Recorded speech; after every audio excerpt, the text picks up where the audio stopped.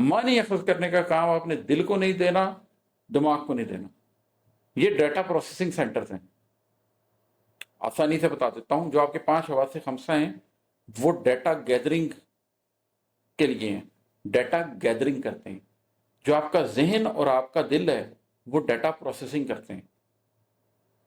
جب وہ data gathering ہو جاتی ہے اور ڈیٹا پروسیسنگ بھی ہو جاتی ہے تو اس کے بعد وہ را ڈیٹا اپنے انالیسس کے ساتھ قلب کے ساتھ آ جاتا ہے. ڈسیزن اس قلب سے کرنا.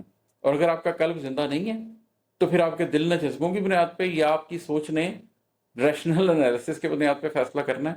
پھر جذباتی آدمی اپنے دل کے بنیاد پہ فیصلہ کرتا رہے گا. جو ریشنل فیکلٹی استعمال کرتا ہے وہ اپنے دماغ کی بنیاد پہ فیصلہ کرتا رہے گا. دونوں غلط ہیں. خضر کی آنکھ جس کے پاس ہوگی وہ پتہ کیسے دیکھے گا؟ وہ ایسے دیکھے گا کہ موسیٰ علیہ السلام کو خضر ملے 2 دریاؤں کے سنگم پر، ایک چٹان کے اوپر بیٹھے ہوئے. 2 دریا کیا ہیں؟ River of internal knowledge and river of external knowledge. اندر کے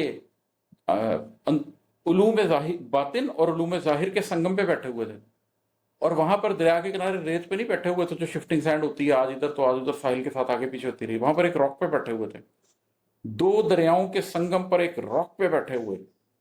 علوم ظاہر اور علوم باطن دونوں کا مکمل انڈرسٹینڈنگ لے کے اس کے بعد راک سالڈ اوپینین کے اوپر بیٹھنے والا شخص جس کو پتا ہو کہ میں نے کیا کرنا ہے، وہ خضر کی آنکھ رکھتا ہے. تو وہ خضر کی آنکھ اگر آپ نے حاصل کرنی ہے تو دل کے پروسیسنگ سینٹر سے جذبے لیں، دماغ کے پروسیسنگ سینٹر سے ساری امپیریکل ایویڈنس لیں، ریشنل فیکلٹی سے انالیسس کروائیں، حواس خمسہ سے صرف ڈیٹا لیں اور اس کے بعد اس کو اپنے قلب کے سامنے رکھ دیں اور پھر اللہ سے فیصلہ کروائیں. اللہ آپ کے قلب میں نور پیدا کرے گا اور وہ آپ کو صحیح فیصلے کی، صحیح راستے کی نشاندہی کر کے انشاءاللہ تعالی دکھائے گا. میرا خیال بہت ہو گئی آج کے لیے. Thank you.